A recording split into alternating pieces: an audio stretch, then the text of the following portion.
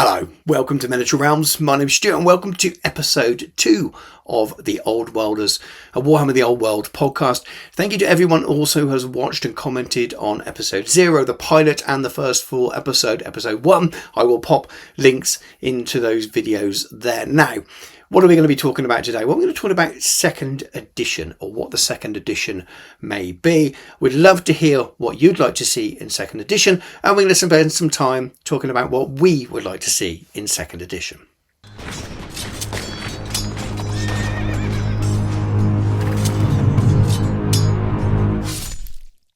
Miniature Realms is proudly sponsored by Counter-Attack Bases. They stock a wide range of counters, gaming aids and movement trays for multiple game systems and offer custom items to suit your club, your event or even your podcast or YouTube channel. Check out the link in the video description. Here we are again. How are you doing, Mark? You enjoying life since the last episode? You all good? Yeah, really good, thank you. Really good. How about you? Yeah, not too bad actually. Keeping busy. As always, lots of videos to make and lots of models to paint, and not many for myself at the moment, but still having fun, and really blown away by everyone's support so far for our little pilot and for our first main episode. Lots of people have watched it, lots more people have watched it than we expected to start with. Loads of engagement, loads of people commenting and getting involved and saying they're looking forward to the next one. So thank you for all of you that have come back for episode 2, and if you are new here for the first time, do go back and watch episode 1 and even the little pilot if you want, because there is a little bit of chat rather than just introducing ourselves. But today's topic, as you already know from the intro, we're going to talk about second edition, and we want to hear what you would like to see in second edition in the comments. We want those comments absolutely full of your ideas of things you'd love to see, things you're scared of, maybe we're concerned about, and we're going to give our own thoughts, things we're excited to see, things that we think we might see maybe, but definitely our sort of top wish lists of our dreams for a perfect second edition, whenever that might be. The rumours always going around, but it will arrive when it arrives, no doubt at all. But before we get started, I have a giveaway. Don't ask me how, and they're not stolen. I have 3 copies of the official Warhammer the Old World calendar. Now, I appreciate we are already into April, so some of those months you've already passed, but I'm going to give them away because I have no use for 3 of them for sure. And what we're going to do is you have to come back later on and wait to the end almost to find out how you can grab one of those for free, and I'll send it anywhere in the world at my cost, so anyone can have a chance of getting one of those calendars. But we are going to talk first about the game and what we think might happen, and I'm going to start with the shorter one, because I think Mark's first ideas, the first few points roll into each other because they're based very much around the phases of the game. So the first wish I have about second edition is that that is not a complete rewrite or overhaul of the game. I don't want it to feel like a completely different edition. The caveat for that is if it's another 3 years down the line, then maybe I'll feel differently. But if it was, say, coming this year or coming next year, I would like it to be an evolution of the current game we've got with the issues ironed out, rather than a complete rewrite. When I say that, though, as a second caveat, I do want it completely rewritten in terms of its order and how easy it is to understand, because I think that was something they didn't quite land. The law section, everything's fine, but the order of the rules, the fact that some rules that relate to each other 50 pages apart and stuff, makes it really, really tricky. Notwithstanding all the FAQ and errata changes now means the rule book doesn't really work properly anymore. Anyway. That's the first couple of points on that. I'll let Mark respond to that before I sort of carry on yabbering.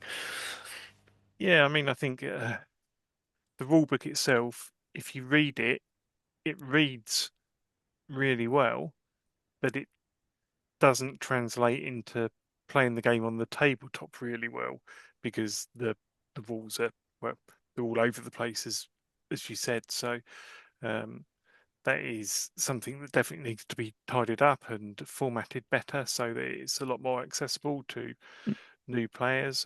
We all know that Old World is booming, so anything we can do to make it easier for people to get into the hobby is, only a good thing, really.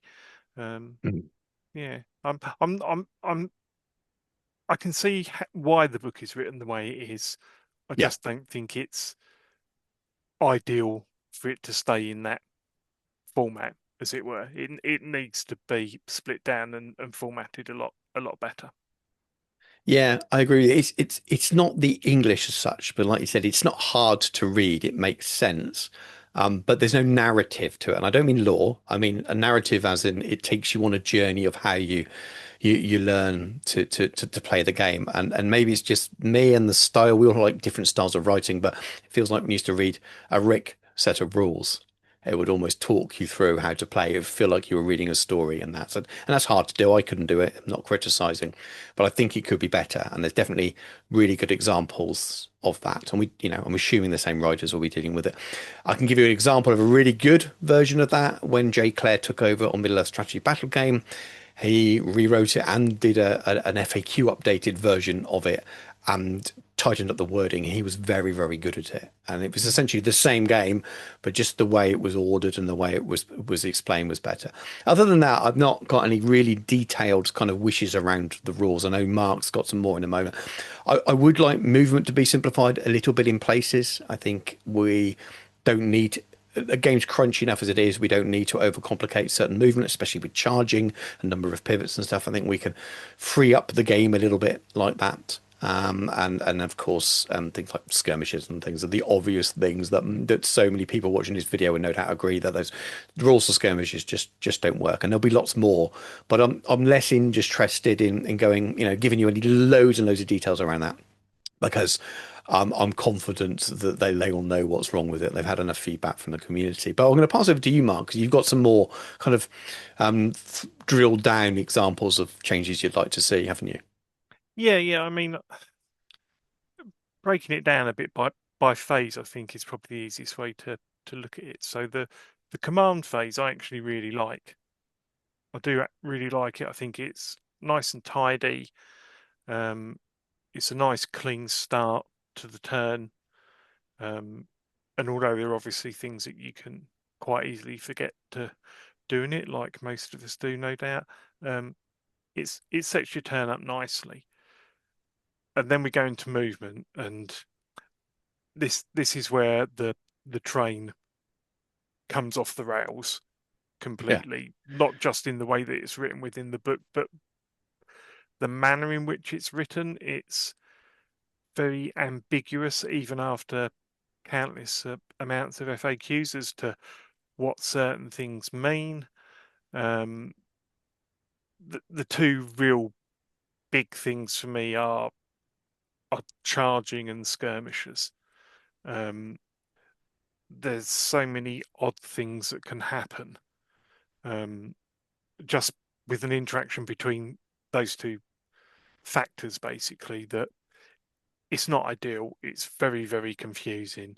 Um, I think even when you're playing Battle March, I think personally, I don't think I've had many games where we haven't had a charge at one point within the game where we've had to look at each other and go, we actually need to look that up because we're not quite sure what happens now yeah, because it's a little bit odd. Um, admittedly, things like unit coherency can lead to sorts of shenanigans where you can get people getting their charges in the wrong order, which then means that there's failed charges, and then you can end up with, well, it's not a failed charge. They just count as charging, but they failed to make contact. yeah, Um, and then that leads to lots of issues with those units then being out of position. It's just not very intuitive for new players, yeah, and it's a bit boggy, really. I think, and with charging generally, just having it so that units actually aligned correctly would be a massive plus. Um, I think anyway. Um, and then we go into shooting.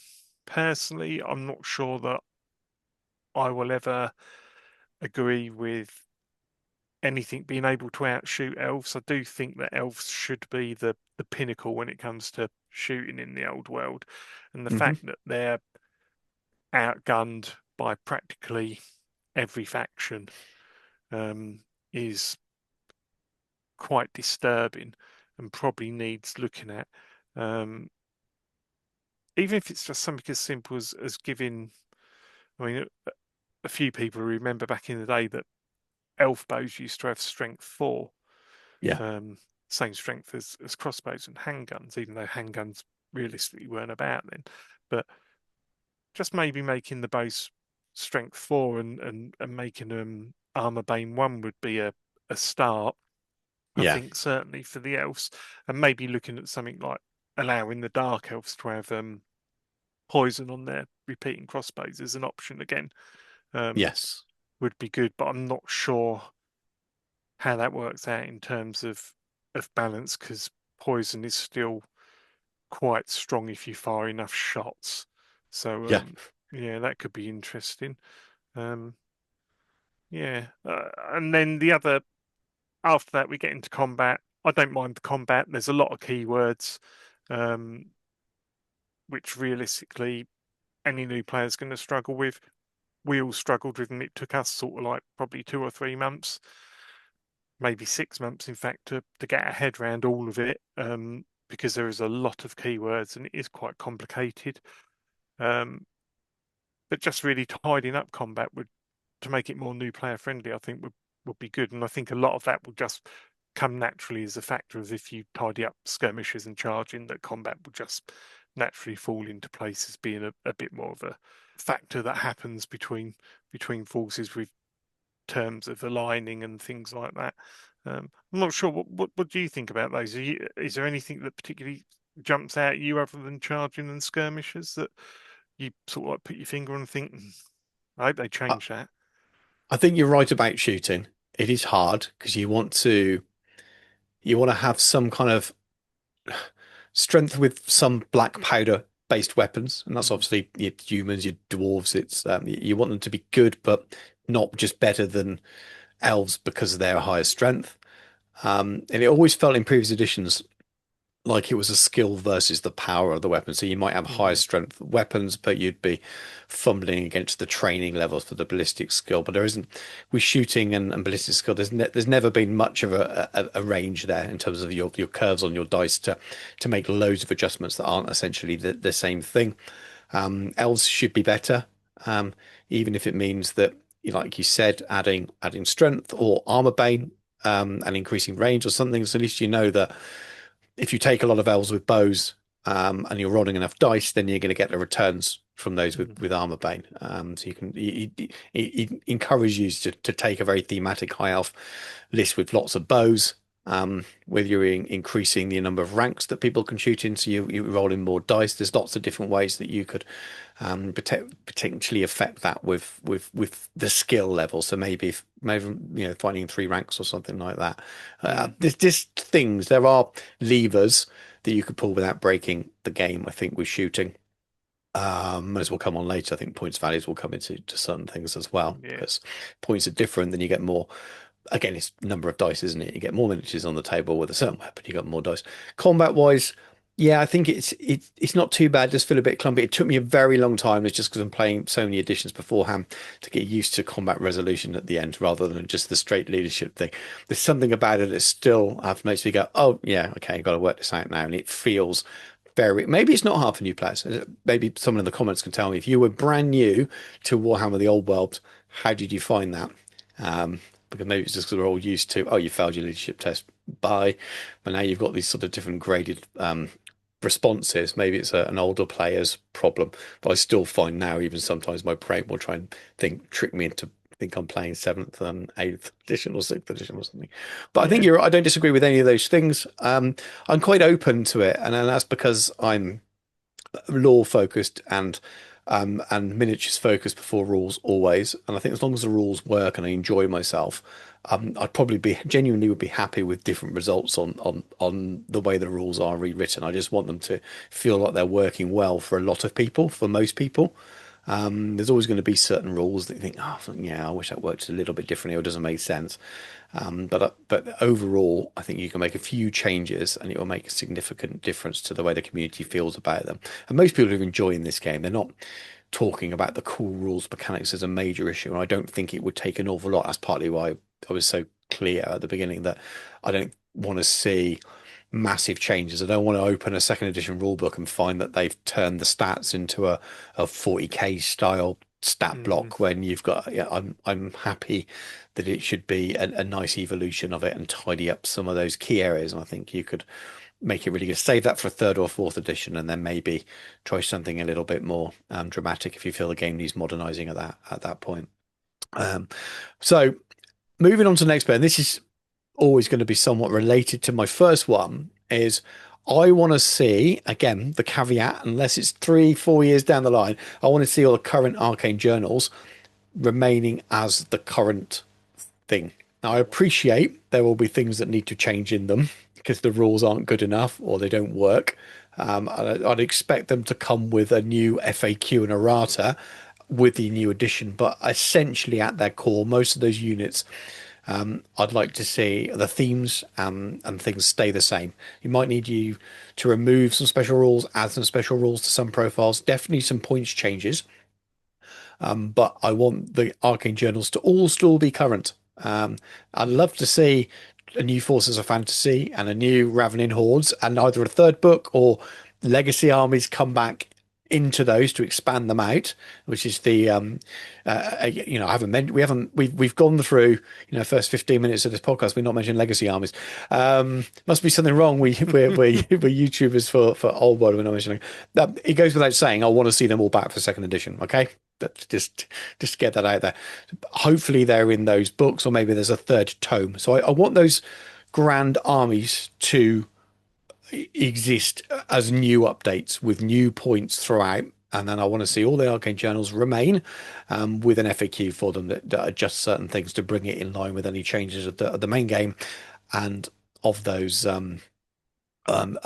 new core armies. I just think that's really, really important. I think you can do an awful lot with some points reductions here or there, some subtle changes. I don't Yeah, think they should definitely. look unrecognizable, any of those lists, really.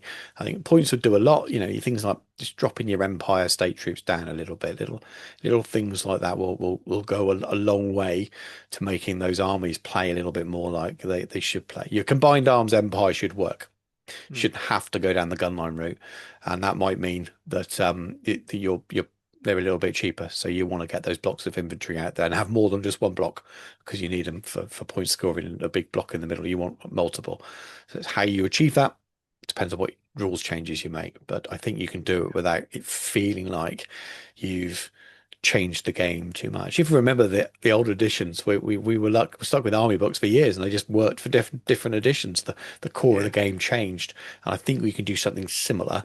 While it will mean some erratas and things like that. I don't know. What do you think Yeah, about that? I don't think it has to be massively sweeping, um, unless you're, potentially dwarfs, wood elves, or empire.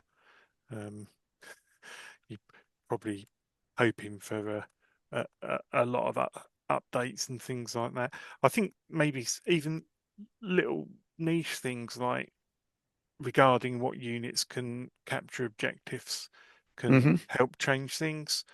Um, I think that, like you, the main thing is we want legacy back, right? Yeah. We want the legacy armies in there. As I said before, they've all got a rich history within the Warhammer world, so we definitely want those back. I don't think that needs to be huge sweeping changes. I think that the rules just need to be written in perhaps in a less ambiguous way, so that there isn't as much um, raw issues or comp issues or things like that come up from it, because it's purely just a misunderstanding a bit Mm. of as how the rule actually works, and then obviously you're waiting for a while before you get a definitive answer on it, which means that TOs and judges have to make decisions based on how they feel things work.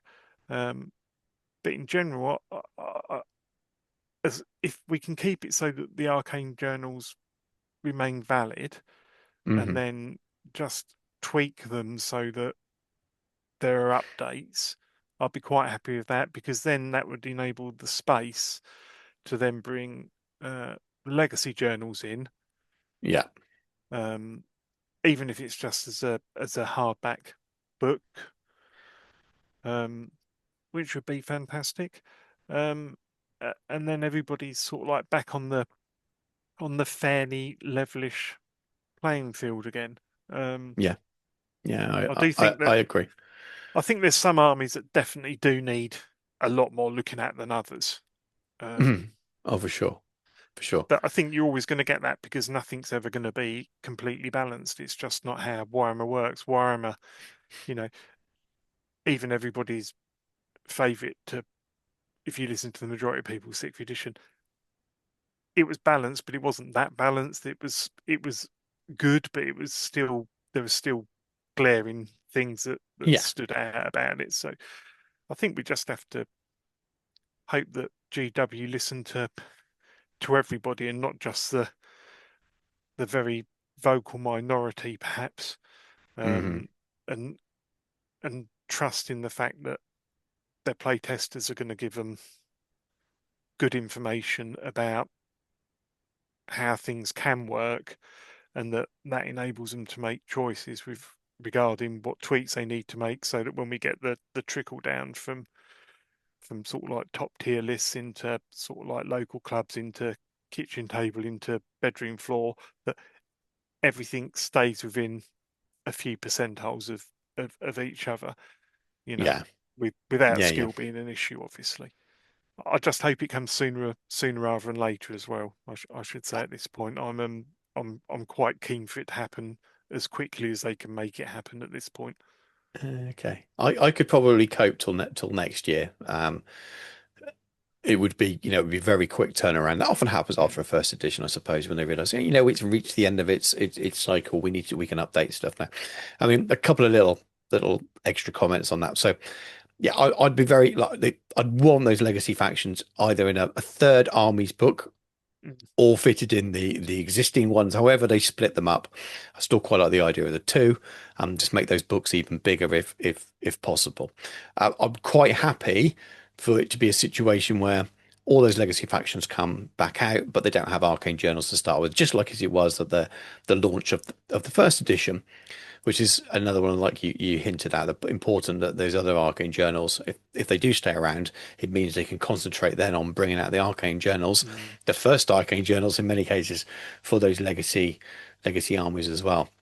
And I'd like to see the biggest attempt at balance to be around the Grand Army lists for me. mm, So I think arcane journals could well give you a very competitive skew kind of list, but they're also telling a story. They're there for narrative just as much as they're not there as a tool to provide another competitive list. And we have that already. We have a real mix with Armies of Infamy, don't we? We have Armies of Infamy that become the most powerful way of playing a particular faction, and we also have armies of infamy that really are just there as a thematic way, and you have to try really hard to make a competitive list like Slayers, something like that.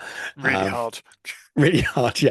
But really, and I really hard. think and I don't I don't think they should feel the need to balance everything. They're not everything needs to be balanced there. Some stuff can be there as fun and theme, but the real balance needs to be in those Grand Army lists. And if they can do that so that an Army of Infamy doesn't always become the competitive go-to, so not every Empire list isn't a null list.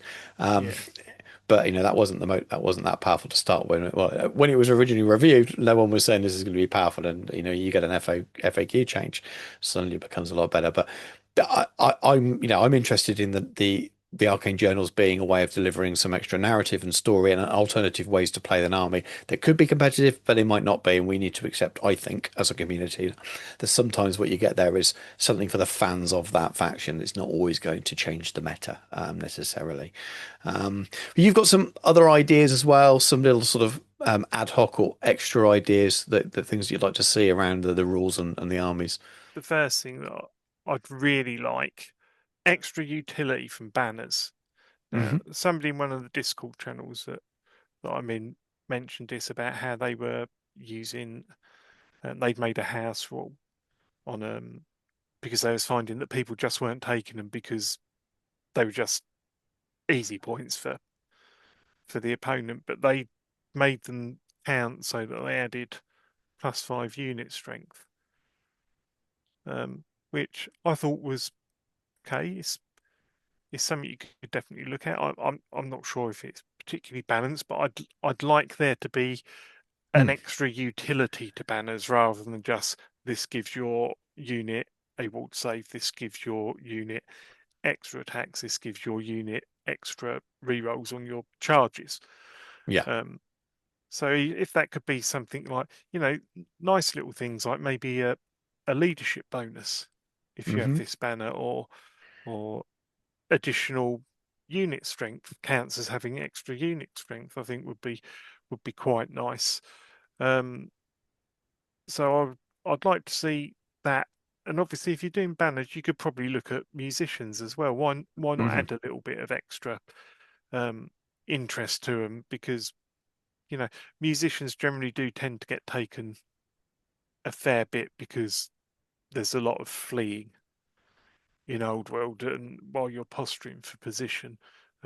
So any extra utility you could get out of musicians, I think, would be generally recognised, and it's quite flavourful as well. And what? Why shouldn't the goblin with the rusty brass horn? Why shouldn't he have an extra little bonus on his abilities with it? Yeah. Overall, I'd like to see a little bit more thought behind the magic items Right. and who they're available to as well. Um, because we've had multiple issues of extra magic items, and not all factions have got the ability to take them. Yeah. Um, and that kind of leaves a little bit of a bad taste in the mouth if your faction is the faction that doesn't have access to that, and everybody else has got a massive leg up, and then you don't get that leg up. It's can be quite a bitter pill to swallow, really. I think we could talk all day about it. Yeah. There- Yeah. there's so many things that could change, but I don't think huge amount of things need to change. The things that Yeah. do change or are introduced need to be things that have been carefully tested Yeah. and are shown to be workable, rather than coming in, everybody going, this is great, this is going to make this unit super duper overpowered, and then 6 months down the line they're FAQ'd immediately. We really don't want that. We want a little bit of stability with Yeah. anything new that comes in. So yeah, that'd be my thoughts on it, I think.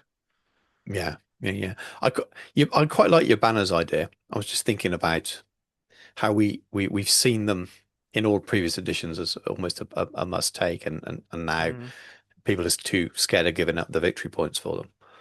I'm wondering, definitely what you mentioned there is an option, but then do you charge for it? Is it like an extra non-magical banner kind of buff that you pay for, or does that just create another level between magic items and banners?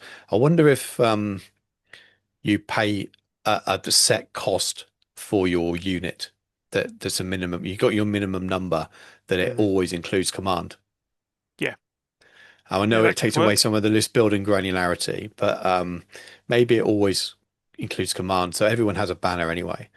Is that, or you don't give points for banners in match play but then that's really fun, and that's very, it feels like something you should be winning points for, because that's what happened in real history. Stealing a banner was a big thing. So you don't Yeah, want to remove that. So maybe you almost make commands. I don't know. I've only thought of that then. So it's probably a really bad idea, and people can put in the comments and why it's such a terrible idea to take away that absolutely list choice flamed and thing. hammered. Yeah. Um, but I just wonder whether you have like a base level thing there anyway. We'll come back to that. And my next point's about lists anyway, so I'll come back to that in a Mm, moment about unit strength and things. But and to your other point before we move on to that, I like musicians and things as well.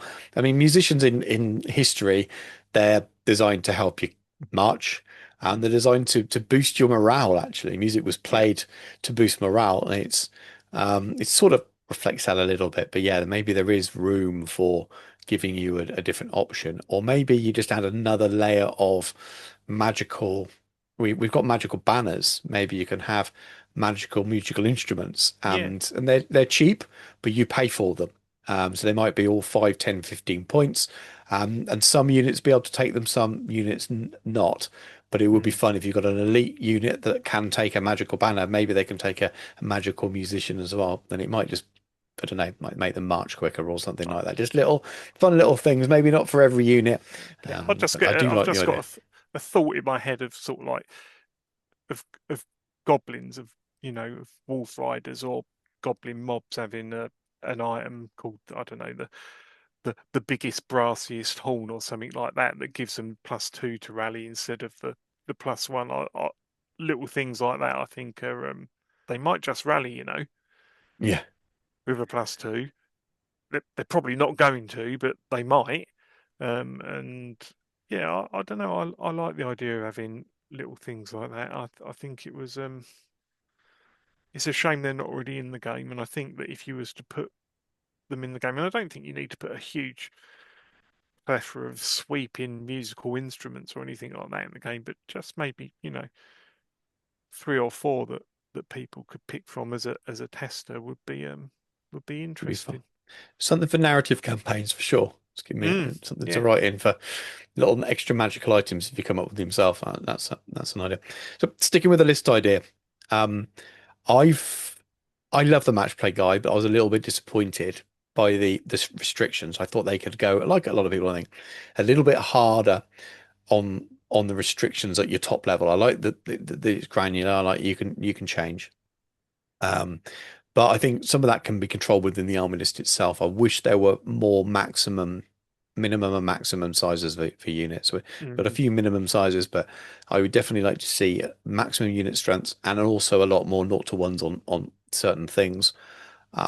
Now, people remember can always make up the rules and do whatever they want. Warhammer's always been about that. So if you want to play a game where you remove all restrictions because it's a narrative and you want to do, that's fine. You can still do it.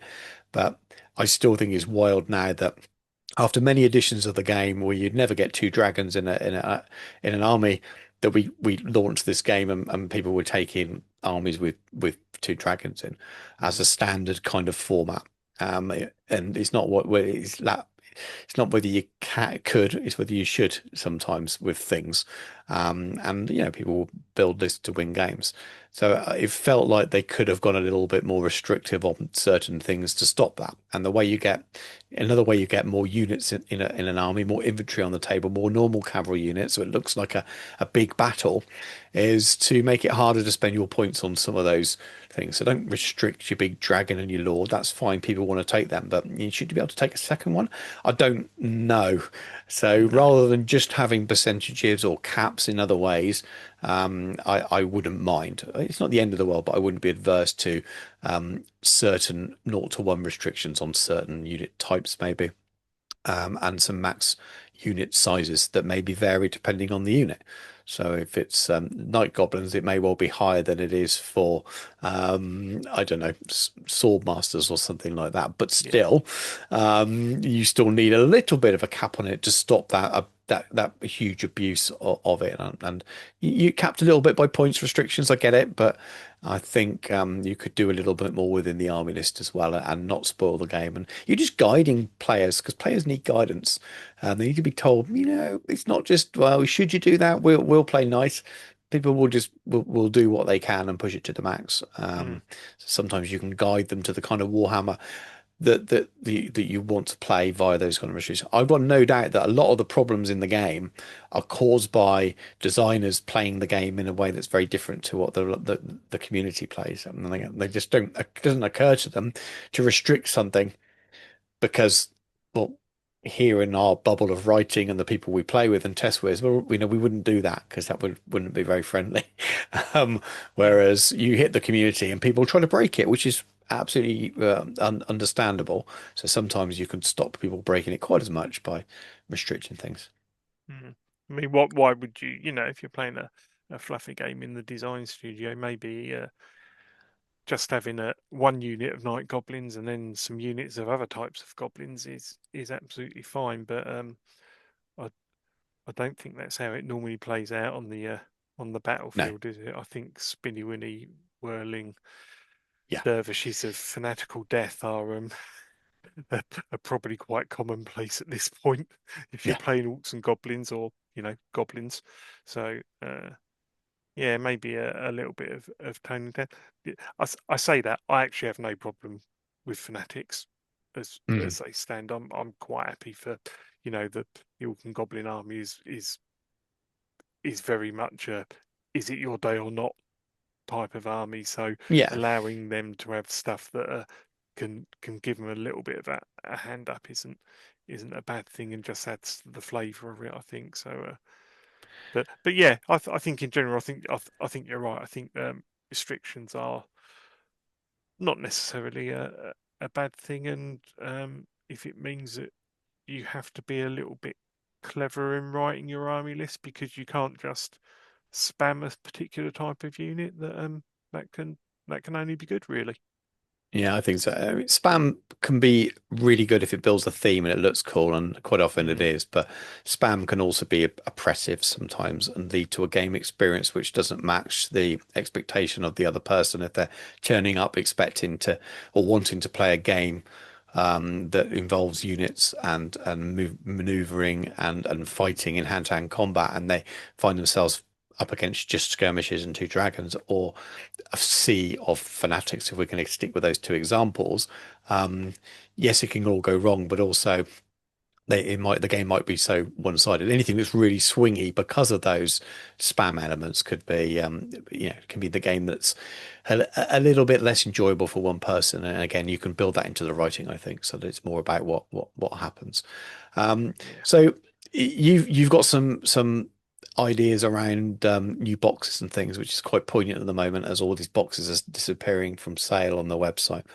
Rick may have from Pointy Paints might have already mentioned this in one of his videos, but I am wondering, are they going to take these boxes away and redo them as a form of old world spearhead Hmm. or old world battle march um, boxes, which I think would be an absolutely fantastic way for new players to get into the game, because you can easily build a 500 point army from one of those boxes.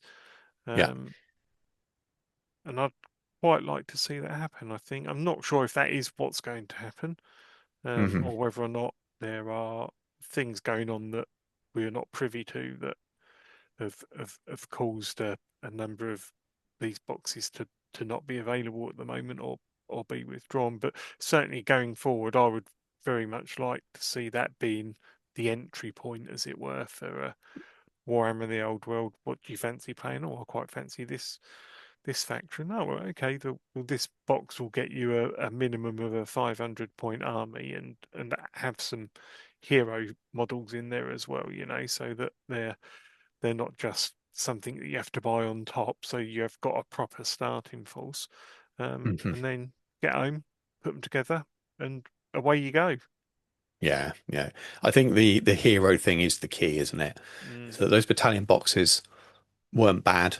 Um, Definitely wildly different in points, and I can imagine that still being a problem, even for if they were doing this for Battle March, is mm, that they'll want to put a similar amount of plastic in it to keep the price levels similar, yeah, and that will often have an issue with the overall points depending on the faction.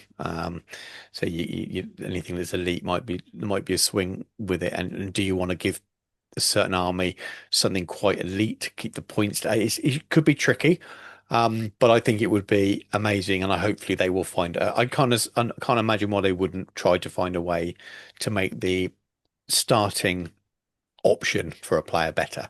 We've already seen the leaked pictures from eBay of all things last year of the Tomb King mm, set, didn't we? Obviously, yeah, things like that happen. But if that made its way to eBay, that meant there was stock in the warehouse that was stolen. Simple as that. yeah. And I can't remember what was in it now, but there was definitely a Tomb King, wasn't there? So there was a character for the first I first think there were time. two characters, if I remember correctly. I think you might be right. Wasn't there a Sphinx? I can't remember. I can't. I should have had the picture to pop up, but if I can find it, I will pop it on the screen now. Maybe if I remember. But it's. I don't. I haven't tried to point it up at all. But I imagine that it's something that could potentially be made up to around sort of 750 points or something.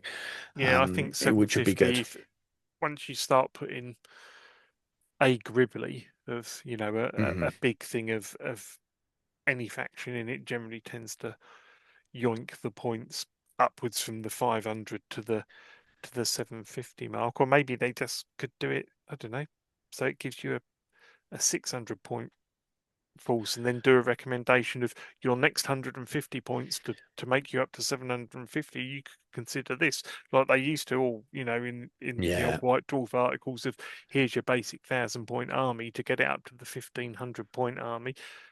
Maybe you should consider this. Maybe you should add this to it and everything, because that's always a great way to engage with your player base, to give them suggestions about, oh, you have all these choices about playing the game, how you want to play it to get the most fun, but really what you put on the battlefield at the end of the day is going to be your choice. And you can watch as many YouTube videos and look at tournament results and things like that if you're so inclined to see what's better. But I would imagine that the majority of people, when they're collecting their first army, don't necessarily do that. They just want to get a box. They want to put it together and get playing.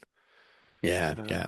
It was the fourth edition army books, wasn't it? You'd have not only would most of them have a tactica or a tactical sort of mm, suggestions by the not always the main author, but nearly always the main author of that army book, but it would also have at the back um, recommended ways to start, sometimes even an example army list and what you could buy extra using the boxes at that time. So it was yeah. it definitely exists. I don't think they'll do that, if I'm honest with you. I don't. I think they'll do that. I think that there will be new boxes at some point, but I think they'll still be called battalions, and some will be perfect for battle march, and some won't be, and they'll just be looking at a number of units. But I think it will do the job you want it without maybe being Mm, quite as definitive as a spearhead or a combat patrol box. But I think we'll find characters that are much more in the vein of a starter army, which I think if it does that, that's great. I think you should be able to buy that box and maybe even if it's just in with the instructions, have the stats, even if there's no points, but just the stat block and the choices for each of the things in that box. So if you're a brand new player, you could buy the rule book and that box, even if it's printed in black and white. A bit, or you get the rules now for 40k, don't you? The yeah. units, Age of Sigmar has the rules for those units that you could buy that box, build it as it's shown on the box, and play a game with it. I think they even did that. I didn't really pick up the starter boxes for Brett's and Team Kings. I already had so much, but they had little example stats and rules in the starter boxes originally, didn't they? So that would be a really good way of doing it, making a much better starter prospect. Mm. And then you've got some thoughts on new factions as well, I think. I'll preface that by saying that, as I said before, I do feel that there are some factions that definitely need a lot of love, because I think that GW have got this idea where they like armies to play in a certain way. And I do feel that certain armies have been pushed very heavily in that way, that is the way you will play. And then they have had a number of tools that enable them to play that way taken away from them. And then they just end up in this limbo land where it's very difficult for them to really do anything. They're sort of like six of one, half a dozen of the other, rather than being a cohesive force. And yeah, I think they need to address that. But new faction wise, again, I do think that these these boxes, whatever they are, if they're battalion boxes or reinforcement boxes or spearhead boxes, are going to be the ideal way to to bring people in, because I don't think that people are going to be able to afford to just splurge. And I'm not saying that these are the factions that are definitely going to be next or anything like that. I don't have any information or anything on what's coming next. But if it's you know Nippon or Kislev or any of the other mentioned new factions, I, I do think that the majority of people, unless they've already got that army, they're not going to be able to afford to pay a lot of money for the old miniatures on eBay. So there needs to be a way for them to be able to invest into that army quite easily, and that's why I'm thinking maybe that's why they do the the the Battle March Spearhead boxes. I don't know. Yeah. Maybe they're just going to do a battalion box that they did with Cathay, and then do a couple of additional releases, adding more to the Mhm. box as it to the force as it goes along. It's yeah, Yeah. interesting. I don't know what do you think? Do you think that that's likely how they're going to do it, or do you think they're just going to do it in the waved release like they did with Cathay? It's hard to know. I think they'll still do those reinforcement boxes for sure. Mm, I think they're good way of selling miniatures and then bringing them out in separate boxes afterwards. I think that that's not just an old world thing, is it? It's something they do all the time. Nearly everything's limited. As we're recording this, the City of Dust Age of Sigmar box has just gone out of stock again, I think, since it's gone up for pre-order. And that is a while stocks last thing. And we know that in a few weeks' time, that all those units and things all become separate boxes. It's the same with the 40K releases as well. So it's very much the way the company works. So it is nice that there is a core of them. So I don't know. I think we'll get the reinforcement boxes. I do think we will find new starter faction boxes. I think that's just it's going to be a given. I think that Tomb King thing, if it's in the warehouse, they're going to go ahead with it. It's we're gonna see it.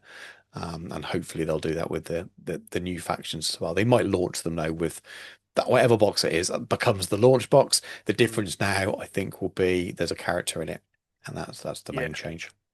And you saw that with yeah, the reinforcement box for Cathay, but not for the reinforcement box for the Marauders. So maybe they're also testing stuff out, or miniatures weren't ready. Who knows? Because they could quite easily have done that reinforcement Cathay box without the Astromancers in and sold that as the separate box, which no doubt it's going to be. Um, and squeeze an extra frame of crane gunners or something in there. yeah, That could have worked possibly. as well. But they chose not to. They chose to make it a bit more of a, playable peasant side of the army. So, I mean, it so could just be with those, Stuart, um, that obviously there's a fair bit of differentiation between the heroes for Cathay and their normal troops, whereas maybe there's not quite so much differentiation between a Marauder chieftain and a Marauder. They're generally still going to be, you know, whirling the same sort of weaponry and stuff like that, and they're going to look pretty much the same, maybe. So I don't know. maybe it's probably that the Maybe miniature wasn't that's too ready because nuanced. there isn't Maybe one at the it moment. yeah, just wasn't ready, as you say. So Yeah, yeah, probably that more than anything else. So you got some points on the match play guide as well. What would you like to see change with yeah. that? I'd like to see it one or the other, and I'd prefer it to see it on the 0 to 20 system, I think, Right. than the other system. The other system is incredibly difficult to get quite the maximum results, and it's almost impossible to do it with Battle March and things like that.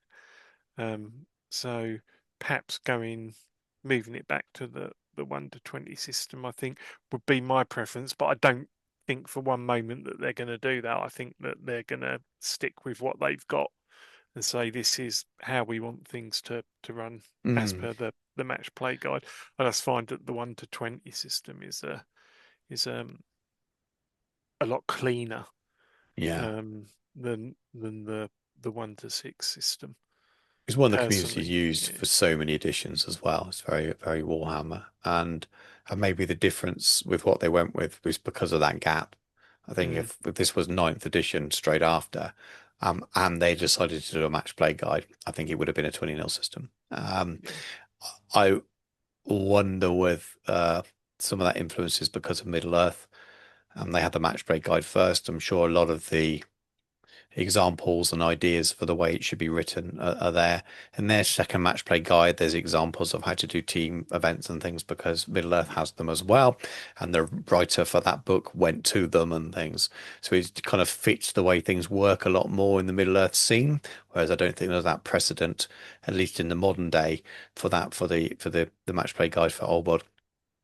It may well be that when they do a new edition, that's there, or you could use this because I think there's examples in the, and I can't give you any example, but I'm pretty sure there are examples in the Middle Earth one where they've said some people do this, some people do that. These are Mm. options for you because sometimes all it takes is a paragraph to say score it this way. If not, I'll also say it's the match play guide. I think it is take which bits of it you want to use for your event Yeah. and change that if you don't want it. And no one at Games Workshop going to lose any sleep over that at No. all. It was just a guide, and it gives you an idea of the way they're thinking that their rules should work for match play. And some of it doesn't Mm. work, but it really helps you understand why they do things in a certain way because that's their view of what match play is Yeah, the refined. process, as it were. Yeah. Yeah. I mean, I've got one for the match play guide as well, and it's really picking at things and a man with a smoother brain than some. Um, I love all of the different objectives and things, but I feel it's quite page flippy. Unless you go to a lot of events, so it's like scenario one, which of its special objectives and blah blah blah. Oh, it uses one, four, and five. It feels like it could be presented in a slightly easier way. And I would, rather than restricting certain things, I would almost have it as layers. So these are your scenarios. Pick Mm. any of, or pick two of second objectives, and you just pick any of them. Pick any of the special. It just feels like there's a little bit too needlessly um, prescriptive of which ones should work with which particular scenario. Leave that up to the TOs to decide which ones work and which ones don't, and just make it really, really easy. And it's just a case of here's your base scenario because this is what people do anyway. They just choose what they want. But here's your base scenario. Um, Pick any number of secondary objectives. We recommend X amount. Pick any member of special. It just I think there's a better way of presenting it, which is a lot more open and ambiguous, which is the way people likely use it anyway. And you can tell how complicated it can be if you follow it all, because when you go to an official event at Games Workshop, they don't use them all. It's a little, it just tells you all you need to know about. There's almost too much there, and the way it's written, it feels like you should follow it. You could build a card deck then as well. You could randomize it, couldn't you?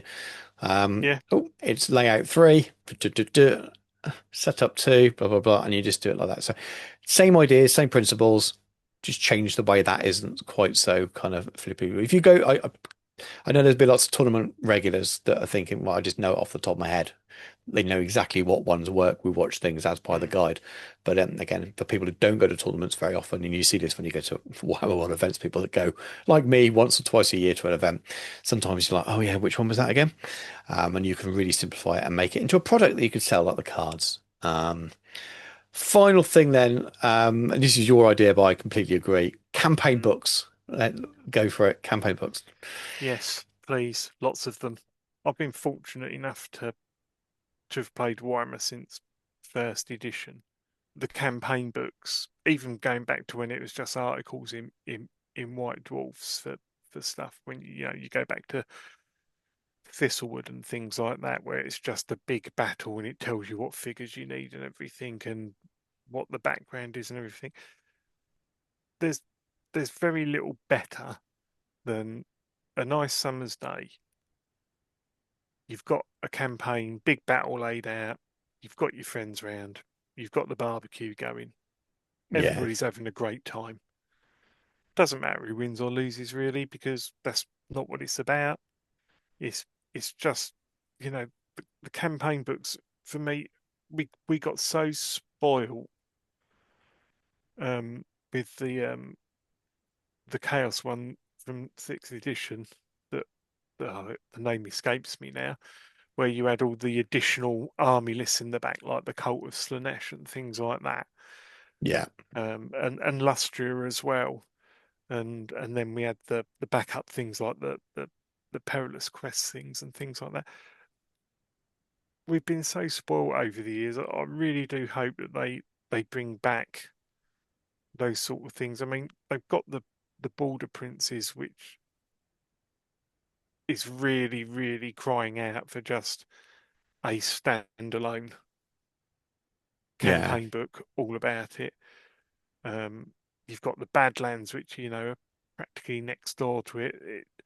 The the options are practically limitless. Um, it is a license to print money for them because everybody will want to play them. Um, it makes if you're doing a charity all day or at your games club or something like that, it's a great way to do that as well. mm, Um, I just they're to me campaign books and Battle March are the two ways that I personally really enjoy playing the game currently.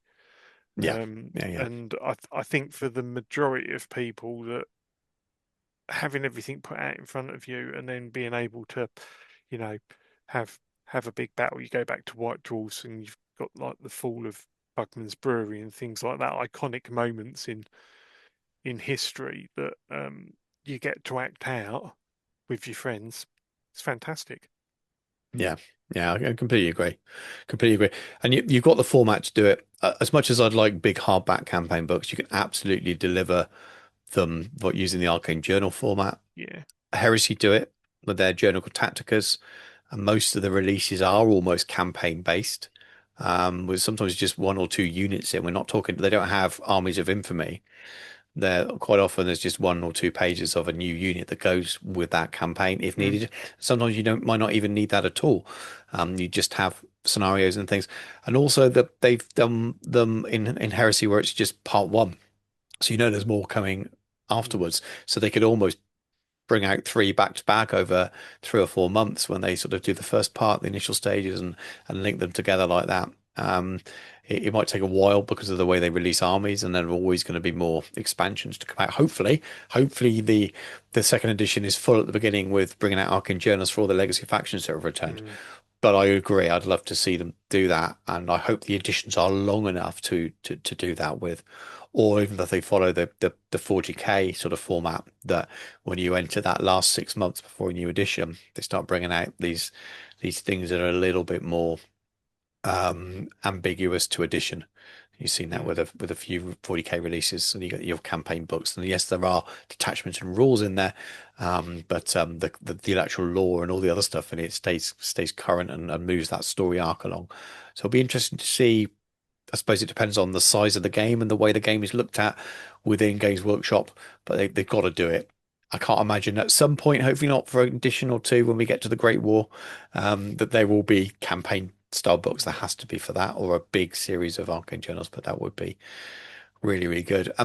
Yep, good all around there. Good all around. I really want to hear from in the comments for what people Mm. think of our ideas and their own, because there'll be loads. I'm expecting essays from some people. There's lots of people writing legacy factions back. I imagine that will be the winner for the top comment.